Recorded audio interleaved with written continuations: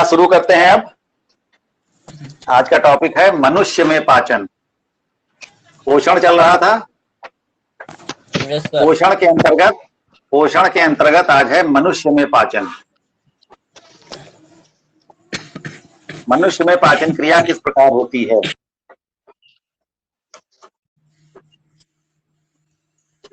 तो यहां पर भी पाचन के वही सब चरण होंगे। पहला चरण होगा अंतर्ग्रहण। अंतर्ग्रहण का मतलब वही हो गया कि भोजन को मुख के अंदर पहुंचाना, भोजन को मुख के अंदर रखना। तो मनुष्य जो है वो भोजन को मुख के अंदर कैसे रखता है?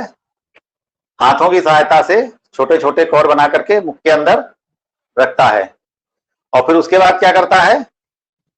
उसके बाद फिर भोजन को चबाता है। तो मनुष्य में क्या होता है? भोजन को मुख में रखने के पश्चात उसको चबाया जाता है। चबाने के साथ साथ और क्या होता है मुख में काम? मुख में भोजन के साथ लार मिलती है। मुख में अंदर की भीतरी सतहों पर, मुख गुहा की भीतरी सतहों पर जो होती हैं लार ग्रंथियां पाई जाती हैं। लार ग्रंथियां, ये लार ग्रंथियां एक द्रव जैसा पदार्थ निकालती हैं। इस पदार्थ को कहते हैं हम लार, या अंग्रेजी में कहते हैं इसको सलाइवा। तो ये लार जो होती है भोजन के साथ मिलती रहती है और चबाते रहते हैं भोजन को, छोटे छोटे टुकड़ों में तोड़ते रहते हैं और लार भी निकल के भोजन के साथ मिलती रहती है। इस लार से क्या फायदा होता है कि भोजन जो होता है वो मुलायम हो जाता है और चिकना हो जाता है। ठीक, भोजन में जैसे जैसे लार मिलती जाती है भोजन क्या होता है? मुलायम होता जाता है और चिकना भी हो जाता है, जिससे कि आसानी से हम उसको निगल सकें। अगर हम बिना चबाए जल्दी से निगल लें तो क्या होगा? निगल पाएंगे किसी को और को? नहीं निगल पाएंगे, क्योंकि जब तक भोजन ठीक से भीग नहीं जाएगा लार में अच्छे खासे तरीके से और मुलायम नहीं हो जाएगा, तब तक हम उस भोजन को निगलने में बहुत कठिनाई होगी, दिक्कत होगी। साथ ही साथ लार में एक एंजाइम पाया जाता है, उसको कहते हैं टायलिन। एंजाइम क्या होते हैं? जो भोजन का पाचन करने में सहायता करते हैं, भोजन के बड़े बड़े जटिल अणुओं को सरल अणुओं में तोड़ देते हैं। तो यही क्रिया पाचन होती है। तो यहां पर मुख में पाचन करने वाला जो एक एंजाइम पाया जाता है लार में, एंजाइम, या इसको हिंदी में कहते हैं विकर। एंजाइम या विकर, एंजाइम शब्द ज्यादा इस्तेमाल होता है। तो लार में कौन सा एंजाइम पाया जाता है? टायलिन नामक एंजाइम पाया जाता है। और ये जो होता है वो भोज्य पदार्थों में जो कार्बोहाइड्रेट होता है, जैसे चावल है, रोटी है, आलू है, इनमें क्या होता है? कार्बोहाइड्रेट अधिक मात्रा में पाया जाता है। तो ये जो कार्बोहाइड्रेट होता है उस पर उसके साथ क्रिया करता है। हमने तुमको बताया था कि भी तीन ही प्रकार के जो अणु होते हैं वो जटिल होते हैं, प्रोटीन, कार्बोहाइड्रेट और वसा। तो इन्हीं तीन प्रकार के पदार्थों का पाचन किया जाता है। बाकी जो पदार्थ होते हैं विटामिन और खनिज लवण, उनका पाचन नहीं किया जाता है, वो सीधे अवशोषित कर लिए जाते हैं। तो कार्बोहाइड्रेट को ये एंजाइम टायलिन जो होता है वो ये एंजाइम उसको ग्लूकोज में बदल देता है। यानी मनुष्य जो है वो भोजन को कुछ देर तक मुख में रख करके चबाता है। चबाने के साथ साथ उसमें लार मिल जाती है। लार में एक एंजाइम पाया जाता है जो कार्बोहाइड्रेट को, भोजन में उपस्थित जो भी कार्बोहाइड्रेट पदार्थ होगा उसको ग्लूकोज में बदल देता है। अगर तुम सूखी रोटी खाओ तो शुरुआत में तुम्हें रोटी जो होती है वो फीकी लगती है खाने में, लेकिन अगर उसको तुम देर तक चबाते रहो तो थोड़ी देर बाद क्या होगी? वो मीठी लगने लगती है, हल्की सी। क्यों मीठी लगने लगती है? क्योंकि जो रोटी में कार्बोहाइड्रेट होता है वो टायलिन नामक एंजाइम के द्वारा क्रिया होने पर ग्लूकोज में बदल जाता है। और ग्लूकोज का स्वाद कैसा होता है? मीठा होता है। इसीलिए थोड़ी देर बाद रोटी जो होती है वो हल्की सी मीठी लगने, मिठास आ जाती है।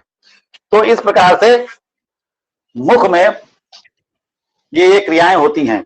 और फिर इसके पश्चात जब भोजन अच्छी तरह से चबा लिया जाता है, उसके अच्छी तरह से खूब छोटे छोटे टुकड़ों में तोड़ लिया जाता है, तो उसके पश्चात जब भोजन खूब मुलायम हो जाता है लार मिलने के कारण, और तो हम क्या करते हैं? इस भोजन को निगल लेते हैं। और ये भोजन जो होता है वो एक नली जैसी होती है पीछे की तरफ, उस नली को कहते हैं ग्रास नली। ग्रास नली या इसोफेगस। ग्रास नली से होता हुआ पहुंच जाता है कहां? नीचे एक थैली जैसी रचना होती है। देखो जैसे ये मुख है तुम्हारा और ये पीछे की तरफ ये नली है, और नली के बाद फिर क्या होगा? यहाँ पर एक थैली जैसी रचना होती है। पाचन क्रिया वाला चित्र देखना, उसमें एक थैली जैसी रचना होती है, इस रचना को कहते हैं आमाशय। तो ये भोजन जो होता है वो कहां पहुंच जाता है? आमाशय में। ठीक। अब आमाशय में भोजन, यहां से मुख से चबाने के पश्चात भोजन यहां से नीचे की ओर जाता है और यहां आमाशय में आ जाता है। आमाशय में पहुंचते ही, वैसे ही भोजन आमाशय में पहुंचता है तो आमाशय की जो दीवारें होती हैं वो तुरंत फैलने से सिकुड़ने लगती हैं। उसकी जो थैली होती है वो पिचकती है, फिर फूलती है, फिर पिचकती है, फिर फूलती है, फिर पिचकती है, फिर फूलती है। तो इस तरीके से क्या होता है कि भोजन को और महीन टुकड़ों में बिल्कुल पीस के बिल्कुल लेई जैसा बनाया जाता है। ठीक है। साथ ही साथ जो भोजन यहां पर आया हुआ है उसमें अभी केवल थोड़ा बहुत पाचन कार्बोहाइड्रेट का हुआ है, बाकी बहुत ज्यादा नहीं हुआ है, क्योंकि बहुत देर तक हमने मुख में नहीं रखा है उसको, तो इसलिए पूरी तरह से पाचन कार्बोहाइड्रेट का नहीं हो पाया। थोड़ा बहुत पाचन जो है वो कार्बोहाइड्रेट का हुआ है मुख में, लेकिन बाकी अभी पाचन होना बाकी है। तो यहाँ पर जो इसकी दीवारें होती हैं, भीतरी दीवारें आमाशय की, इसमें भी एक विशेष प्रकार की ग्रंथियां पाई जाती हैं। इनको कहते हैं जठर ग्रंथियां। जठर ग्रंथियां। और इन जठर ग्रंथियों से एक प्रकार का द्रव निकलता है, उसमें उसको कहते हैं जठर रस। जठर रस। तो आमाशय की दीवारों पर जो ग्रंथियां पाई जाती हैं उनको क्या क्या कहते हैं?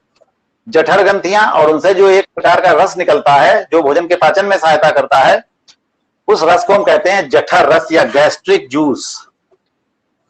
इंग्लिश में कहते हैं गैस्ट्रिक जूस। तो ये जठर रस जो होता है भोजन के पाचन में सहायता करता है। जैसे मुख में ग्रंथियां पाई जाती हैं उनको क्या कहते हैं? लार ग्रंथियां। उनसे लार नामक पदार्थ निकलता है जिसमें टाइलिन नामक एंजाइम होता है। उसी प्रकार से यहां पर जो आमाशय होता है, आमाशय की दीवारों में जठर ग्रंथियां पाई जाती हैं और इनसे एक प्रकार का रस निकलता है, उसको कहते हैं जठर रस। इस जठर रस में दो प्रकार की चीजें होती हैं मुख्य रूप से। एक तो होता है हाइड्रोक्लोरिक अम्ल।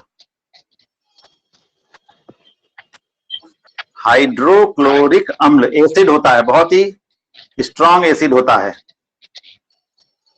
हाइड्रोक्लोरिक अम्ल। और दूसरा एक एंजाइम पाया जाता है, विकर पाया जाता है, जो भोजन का पाचन करता है, उसको कहते हैं पेप्सिन। पेप्सिन। और एक और एंजाइम पाया जाता है, उसको कहते हैं रेनिन। पेप्सिन और रेनिन नामक एंजाइम पाए जाते हैं कहां पर? आमाशय में। तो आमाशय में जो जठर होता है उसमें हाइड्रोक्लोरिक अम्ल होता है और मुख्य रूप से पेप्सिन होता है, थोड़ा बहुत रेनिन नामक एंजाइम भी निकलता है, ये भी प्रोटीन के पाचन में सहायता करता है।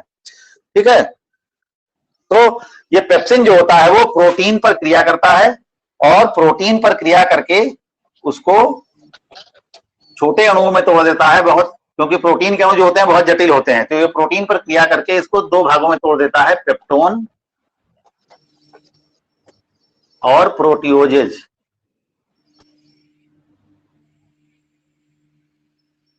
पेप्टोन और प्रोटियोजेज में तोड़ देता है। तो इस प्रकार से आमाशय में जो होता है मुख्य रूप से प्रोटीन का पाचन होता है। हाँ, कौन बोल रहा था?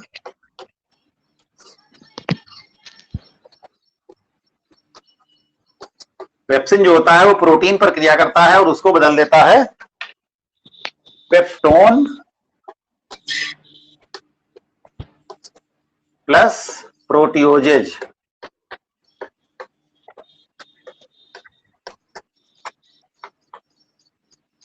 इसमें बदल देता है। तो इस प्रकार से जो प्रोटीन का बड़ा अणु होता है वो दो प्रकार के छोटे अणुओं में टूट जाता है, पेप्टोन और प्रोटियोजेज में। और साथ ही साथ जो यहाँ पर हाइड्रोक्लोरिक अम्ल यानी HCl एसिड जो पाया जाता है वो क्या काम करता है? वो पहली बात तो यह है कि इस पेप्सिन को जगा देता है, पेप्सिन को एक्टिवेट कर देता है, सक्रिय कर देता है। क्योंकि पेप्सिन जो होता है वो पहले पेप्सिनोजन के रूप में पाया जाता है, पेप्सिनोजन के रूप में होता है, ये निष्क्रिय होता है। निष्क्रिय मतलब क्रियाशील नहीं होता है। तो HCl जो होता है पहला काम ये करता है कि पेप्सिन को सक्रिय कर देता है, जगा देता है कि चलो भोजन आ गया है, पाचन शुरू करो। तो जब वो पेप्सिनोजन जो होता है वो पेप्सिन में बदल जाता है HCl के कारण, और फिर पेप्सिन जो होता है वो प्रोटीन पर क्रिया करता है। तो HCl का पहला काम होता है पेप्सिनोजन को, जो निष्क्रिय पेप्सिनोजन है उसको सक्रिय पेप्सिन में बदलना। और साथ ही साथ हाइड्रोक्लोरिक अम्ल जो होता है वो क्या करता है, माध्यम को अम्लीय बनाता है, माध्यम अम्लीय करता है, यानी भोजन के माध्यम को अम्लीय बना देता है, जिससे कि पेप्सिन जो है अपना काम अच्छी प्रकार से कर सके। क्योंकि अगर जब माध्यम अम्लीय नहीं होगा तो पहले तो बात पेप्सिनोजन जो है एक्टिव पेप्सिन नहीं बनेगा, सक्रिय पेप्सिन में नहीं कन्वर्ट होगा, और जब तक पेप्सिन नहीं बनेगा प्रोटीन का पाचन नहीं होगा। तो इसलिए माध्यम का अम्लीय होना जरूरी है। तो HCl जो काम क्या करता है, माध्यम को अम्लीय बनाता है। दूसरी बात, भोजन के साथ अगर कोई कठोर पदार्थ आ गया है, कोई हल्का सा कड़ा पदार्थ है जिसको आमाशय पीस नहीं पा रहा है, तो उसको क्या करता है, थोड़ा सा गला देता है। गलाने से क्या होता है कि वो थोड़ा मुलायम हो जाता है, क्योंकि एसिड की उपस्थिति में क्या होता है, सब चीजें गल जाती हैं, गलने लगती हैं। तो उसको गला करके मुलायम बना देता है, जिससे कि उसको आसानी से पीसा जा सके आमाशय के द्वारा। क्योंकि आमाशय जो होता है, जैसे ही भोजन आता है लगातार तो उसकी दीवारें फूलने पिचकने लगती है ना, तो जो फूलने पिचकने की ये गति होती है इसको कहते हैं क्रमाकुंचन गति। आमाशय के फूलने पिचकने की जो गति होती है इसको कहते हैं क्रमाकुंचन गति। आई बात समझ में? आमाशय की जो गति होती है, जो फूलने पिचकने वाली, तेजी से फूलता है पिचकता है, फूलता है पिचकता है, पूरी थैली जो होती है पिचकती फूलती खूब तेजी से, तो इस गति को कहते हैं क्रमाकुंचन गति। तो इसके कारण भोजन जो होता है खूब महीन महीन पीस दिया जाता है। साथ ही जो रस निकलता है, रस भी भोजन के साथ खूब अच्छी तरीके से मिल जाता है। तो भोजन जो होता है वो बिल्कुल पीस कर एकदम लेई जैसी अवस्था में आ जाता है, एकदम पतला पतला, रस भी खूब मिलता है उसमें से, और उसको खूब महीन पीस दिया जाता है, और भोजन जो होता है एकदम लेई जैसा पतला हो जाता है। तो भोजन की जो ये अवस्था होती है, एकदम पतली लेई जैसी अवस्था जो बन जाती है, इस अवस्था को कहते हैं काइम। आमाशय में भोजन को खूब पीस दिया जाता है और बिल्कुल पतला लेई जैसा हो जाता है एकदम, इस अवस्था को हम कहते हैं काइम। ठीक, साथ ही साथ इसको अंग्रेजी में कहते हैं CHYME, काइम। साथ ही साथ ये सब क्रियाएं भी भोजन के साथ होती रहती हैं, भोजन लगातार पीसा जाता है, ये सब क्रियाएं चलती रहती हैं और भोजन बिल्कुल पतला काइम की अवस्था में आ जाता है। और फिर क्या होता है, इसके पश्चात पाचन क्रिया जो होती है वो बंद हो जाती है, क्योंकि आमाशय में केवल प्रोटीन का ही पाचन होता है। आमाशय में केवल प्रोटीन का पाचन होता है। देखो, मुख में थोड़ा सा कार्बोहाइड्रेट का पाचन थोड़ा सा हो गया, उसके बाद फिर भोजन नीचे आ गया आमाशय में। अब आमाशय में जो है वो भोजन के सिर्फ प्रोटीन भाग का पाचन होगा। अगर जो भोजन हमने किया है उसमें प्रोटीन है जो भी, उसका पाचन यहाँ पर आमाशय में किया जाएगा। कौन सा एंजाइम करता है? पेप्सिन नामक एंजाइम आमाशय में पाया जाता है, और ये एंजाइम जो होता है वो प्रोटीन का पाचन करता है। तो जहां तक संभव होता है अधिक से अधिक प्रोटीन का पाचन यहाँ पर कर दिया जाता है और बना दिए जाते हैं पेप्टोन और प्रोटियोजेज, यानी प्रोटीन के जो बड़े अणु होते हैं, जटिल अणु होते हैं, उनको छोटे छोटे अणुओं में तोड़ दिया जाता है, कुछ सरल अणुओं में तोड़ा जाता है। अभी ये सरलतम अणु नहीं है, अभी इनको और आगे पाचन किया जाएगा। ठीक है, तो इस प्रकार से आमाशय में पाचन क्रिया होती है। तो अब आमाशय में पाचन क्रिया के बाद क्या होता है कि यहाँ पर ये नली लगी होती है, इसी से आगे करके जुड़ी होती है। इस नली को कहते हैं छोटी आंत, और इस छोटी आंत के दो भाग होते हैं। ऐसे करके चित्र होता है, तुमने देखा होगा पाचन क्रिया वाला। और ये आप छोटी आंत इसके पीछे से आकर के यहाँ से निकलती है, इसके पीछे से ये बड़ी आंत है, और यहाँ पर फिर खूब कुंडलित होकर के इसके भीतर खूब सारी कुंडली पूरी भरी रहती है, और लास्ट में यहाँ पर जुड़ जाती है, यहाँ पर बड़ी आंत से जुड़ जाती है। तो इस प्रकार से ये आगे का हिस्सा जो छोटी आंत का होता है ये कहलाता है ग्रहणी, और जो पीछे का जो कुंडलित हिस्सा होता है इसको कहते हैं क्षुद्रांत। तो ग्रहणी और क्षुद्रांत, ये छोटी आंत के दो भाग होते हैं। तो जब आमाशय में भोजन खूब अच्छी तरह से पीस लिया जाता है तो उसके पश्चात क्या होता है कि भोजन जो होता है वो यहाँ पर एक छोटा सा वाल्व लगा होता है, छोटा सा छेद होता है, इसके ऊपर एक दरवाजा लगा होता है। जो दरवाजा सिर्फ बाहर की ओर खुलता है, अंदर की ओर करने पर बंद हो जाता है। तो उससे क्या होता है, थोड़ा थोड़ा सा भोजन निकल करके यहाँ पर इस नली में आता है, इस नली के अंदर यहाँ पर आता है थोड़ा थोड़ा भोजन, और यहीं पर क्या होता है, एक यकृत नामक ग्रंथि पाई जाती है, उसकी एक नली होती है, और साथ ही साथ यहीं पर अग्न्याशय या पैंक्रियाज पाया जाता है, इसकी नली होती है। तो अब यहां पर जब भोजन आता है इस जगह पर जब भोजन आता है तो यहां पर दो प्रकार के रस जो होते हैं वो भोजन के साथ मिलते हैं। ये क्या है, अग्न्याशय, पैंक्रियाज, इसको कहते हैं अग्न्याशय, और ये क्या है, यकृत। तो यकृत और अग्न्याशय नामक दो ग्रंथियां पाई जाती हैं पेट में, उदर में। तो ये ग्रंथियों से जो नलिकाएं लगी होती हैं, ये नलिकाएं यहाँ पर छोटी ये ग्रहणी में खुलती हैं, और इन दोनों ही ग्रंथियों से निकलने वाले रस जो होते हैं वो भोजन के साथ यहाँ पर मिल जाते हैं। कहां पर, ग्रहणी में। तो ग्रहणी में जो दो प्रकार के रस मिलते हैं वो कौन कौन से मिलते हैं, वो होते हैं पित्त रस, एक होता है पित्त रस, और ये कहां से आता है, यकृत से, यानी लीवर से। जो लीवर ऊपर बना लगा होता है, 3 थैलियों में बना पाया जाता है, चित्र देखना उसका। तो यहाँ पर यकृत जो होता है, यकृत में बनता है पित्त रस, और इस पित्त रस जो होता है वो इस एक नली होती है, इसको कहते हैं पित्त नली, और इस पित्त नली से होता हुआ इस यहाँ पर आकर के ग्रहणी में भोजन के साथ मिलता है। दूसरा रस होता है जो यहाँ पर मिलता है, उसको कहते हैं अग्न्याशयी रस। अग्न्याशयी रस, ये कहां से आएगा, इधर वाली इस ग्रंथि से, ये जो पत्ती जैसी दिखाई देती है यहाँ पर लगी हुई, तो इस ग्रंथि को कहते हैं अग्न्याशय। तो अग्न्याशय से निकलता है अग्न्याशयी रस, और यकृत से निकलता है पित्त रस। ये दोनों ही रस यहाँ पर आकर के भोजन के साथ मिल जाते हैं। ठीक, समझ में आ रहा है? Yes sir. तो ग्रहणी में भोजन के साथ दो प्रकार के रस मिलते हैं, और ये रस जो होते हैं फिर भोजन पर अपनी क्रियाएं करते हैं। आमाशय में भोजन के सिर्फ प्रोटीन भाग का पाचन हुआ है, बाकी चीजों का पाचन जो होगा अब यहाँ पर ग्रहणी में किया जाता है। तो पित्त रस क्या क्या काम करता है, जो पित्त रस मिलता है भोजन के साथ, ये पित्त रस, इसको बाइल जूस भी कहते हैं। तो ये बाइल जूस जो होता है ये क्या काम करता है, इसके केवल 2 काम है। बहुत इंपॉर्टेंट प्रश्न है ये कि पित्त रस के कार्य क्या होते हैं। तो पित्त रस के केवल 2 कार्य होते हैं। पहला कार्य होता है कि भोजन के माध्यम को क्षारीय बनाना, भोजन के माध्यम को क्षारीय बनाना। क्यों बनाना, क्योंकि जो आमाशय से जो भोजन आ रहा है, आमाशय में क्या है, अम्ल पाया जाता है, तो यहां पर भोजन का माध्यम कैसा होता है, अम्लीय होता है। और जब ग्रहणी में भोजन आ जाता है निकल करके आमाशय से, तो यहां पर भोजन के माध्यम को क्षारीय बनाया जाता है। क्यों, क्योंकि जो अग्न्याशयी रस, जो दूसरा रस यहाँ पर निकल रहा है अग्न्याशयी रस, इसमें जो एंजाइम पाए जाते हैं, जो विकर पाए जाते हैं, जो भोजन का पाचन करते हैं, वो अम्लीय माध्यम में क्रिया नहीं करते। तो अम्लीय माध्यम में क्रिया नहीं कर पाएंगे, यानी भोजन का पाचन नहीं हो पाएगा। तो इसलिए क्या होता है, भोजन के माध्यम को अम्लीय से बदल करके क्षारीय बनाया जाता है, जिससे कि अग्न्याशयी रस के एंजाइम जो है वो अपना कार्य अच्छी तरह से कर सकें। तो भोजन के माध्यम को क्षारीय बनाना, ये पहला काम होता है पित्त रस का। दूसरा काम होता है कि वसा का इमल्सीकरण करना। वसा का इमल्सीकरण, इमल्सीकरण क्या होता है, वसा की जो बूंदें होती हैं वो उनको, बड़ी बूंदों को छोटी छोटी महीन महीन बूंदों में बदल देना।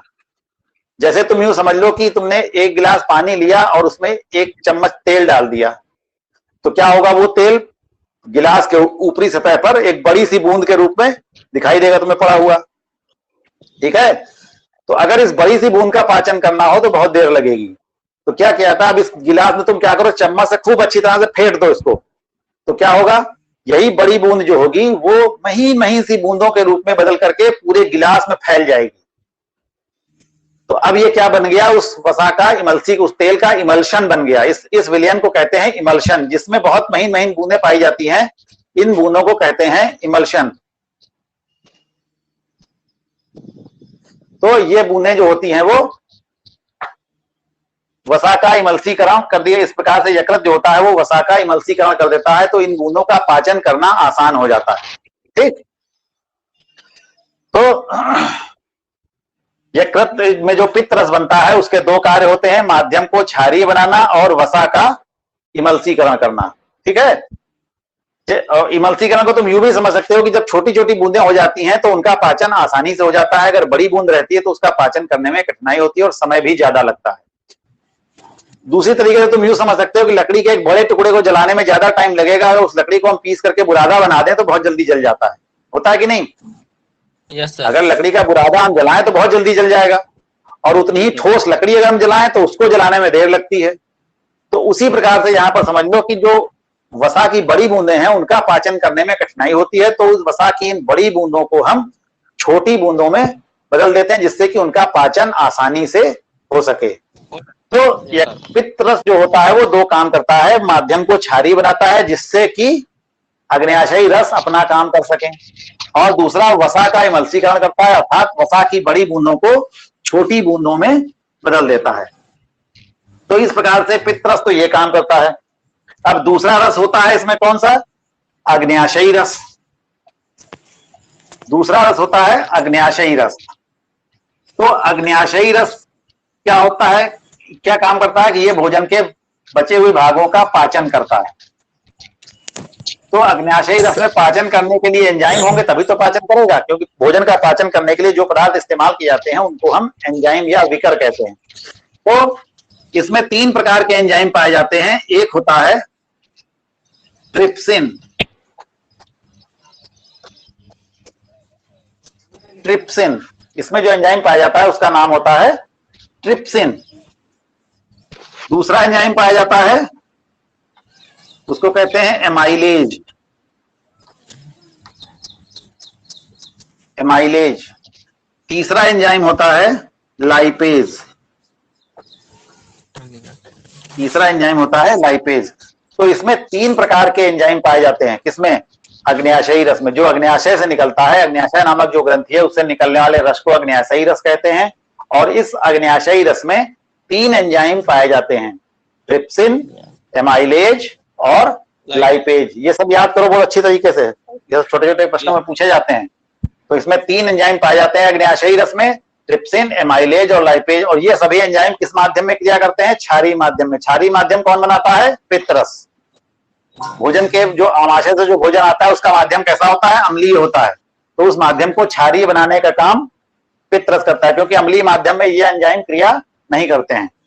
तो ट्रिप्सिन किस पर काम करता है? पेप्टोन पर। क्योंकि जो भोजन आ रहा है, पेप्टोन और प्रोटियोजेज, आमाशय में क्या हुआ था? प्रोटीन का पाचन हुआ तो क्या बना था? पेप्टोन बना था, प्रोटियोजेज बना थे। यानी प्रोटीन के बड़े अणु जो थे वो कुछ छोटे अणुओं में तोड़े गए थे। अब यहां पर इन छोटे अणुओं को और बिल्कुल सब सरलतम अणुओं में तोड़ दिया जाएगा। तो ये जो होगा पेप्टोन को किसमें बदल देगा? अमीनो अम्ल में। यानी ट्रिप्सिन जो होता है ये क्या काम करता है? पेप्टोन और प्रोटियोजेज जो भी प्रोटीन वाला हिस्सा होता है उसको अमीनो अम्ल में बदल देता है। और अमीनो अम्ल जो होते हैं वो प्रोटीन के सरलतम अणु होते हैं। प्रोटीन का जो सबसे छोटा अणु होता है वो कहलाता है अमीनो अम्ल। यानी अमीनो अम्ल से मिल करके ही प्रोटीन बनती है। तो ये सरलतम अणुओं में यहां पर बदल दिया था। अब ये अमीनो अम्ल जो होते हैं ये कोशिका के भीतर आसानी से प्रवेश कर सकते हैं। कार्बोहाइड्रेट को मुख में कहां बदला गया था? ग्लूकोज में। ग्लूकोज भी सरलतम अणु होता है और वो भी कोशिका के भीतर आसानी से प्रवेश कर सकता है। तो अमीनो अम्ल भी आसानी से कोशिका के भीतर प्रवेश कर सकते हैं। तो प्रोटीन का पाचन यहां पर लगभग पूरा, अधिकतम प्रोटीन का पाचन यहां पर कर दिया जाता है। साथ ही साथ दूसरा एंजाइम एक यहां पर एक और है, क्योंकि तुम्हारे पास तीन प्रकार के पदार्थ हैं, प्रोटीन, कार्बोहाइड्रेट और वसा। कार्बोहाइड्रेट का थोड़ा सा पाचन मुख में हुआ, अभी बाकी कार्बोहाइड्रेट बचा हुआ है, अधिकतम कार्बोहाइड्रेट का पाचन अभी बचा हुआ है। तो ये एमाइलेज एंजाइम जो होता है, एमाइलेज, ये एंजाइम जो होता है कार्बोहाइड्रेट का पाचन करता है। जो थोड़ा बहुत वहां ऊपर हो गया, टाइलिन ने किया वो तो हो गया, उसके अलावा जो बचा हुआ है वो सब यहां पर इसका पाचन किया जाएगा। कार्बोहाइड्रेट पर क्रिया करके उसको बदल देता है ग्लूकोज में। क्योंकि कार्बोहाइड्रेट का जब भी पाचन होगा वो ग्लूकोज ही बदलेगा, क्योंकि ग्लूकोज ही कार्बोहाइड्रेट का सरलतम अणु होता है। कई तरह के कार्बोहाइड्रेट जो होते हैं वो सब ग्लूकोज के अणुओं से ही मिलकर बनते हैं। तो एमाइलेज नामक जो एंजाइम होता है ये कार्बोहाइड्रेट का पाचन करके उसको ग्लूकोज में बदल देता है। ठीक, तो इस प्रकार से दो चीजों का पाचन हो गया, प्रोटीन वाला हिस्सा और कार्बोहाइड्रेट। अब बचा क्या? वसा। तो तीसरा एंजाइम जो होता है लाइपेज, लाइपेज जो होता है ये वसा पर क्रिया करता है। भोजन का जो तीसरा अवयव है वसा, यानी जो चिकनी चीजें हैं, घी, तेल, मक्खन, ये सब चीजें जो होती हैं ये सब वसा कहलाती हैं। तो इनका पाचन करने के लिए जो एंजाइम होता है उसको कहते हैं लाइपेज। तो ये लाइपेज जो होता है इस वसा को क्रिया करके बदल देता है वसीय अम्ल और ग्लिसरॉल में। वसीय अम्ल और ग्लिसरॉल दिख रहा है? वसीय अम्ल और ग्लिसरॉल में बदल देता है। यानी यहां पर जब पाचन होता है तो दो चीजें बनती हैं, वसीय अम्ल बनते हैं और ग्लिसरॉल बनता है। ये भी सरलतम अणु हैं किसके? वसा के। वसा का निर्माण जो होता है वो वसीय अम्ल यानी फैटी एसिड और ग्लिसरॉल के मिलने से ही फैट्स बनते हैं। जो फैट्स यानी जो वसा होती है वो वसीय अम्ल और ग्लिसरॉल के मिलने से बनती है। तो जब इसका पाचन होता है तो ये फिर पुनः इस लाइपेज नामक एंजाइम के द्वारा वसीय अम्ल और ग्लिसरॉल में तोड़ दिया जाता है।